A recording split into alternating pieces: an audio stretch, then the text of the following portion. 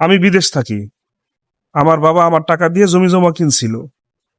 যাই কিনছিল সব নিজের নামেই কিনছে। সেই জমিগুলো আবার আমার বাবা আমার অন্য ভাই বোনদের লিখে দিয়ে দিছে। আমাকে কিচ্ছু দেয় নাই। আমি শুধু জিজ্ঞেস করছিলাম। তখন বাবা বলছিল, তুমি তো বিদেশ করো, তুমি আবার জমি জমা কিনতে পারবা। তো এখন এমন একটা অবস্থা, আমি যদি আমার বাবা মাকে সহযোগিতা করি, টাকা দেই, তাহলে খেতে পারে, তা না হলে খেতেও পারে না। এমন একটা অবস্থা। আমার বউ রান্না বান্না করে, সেখানেই আমার বাবা মা খায়।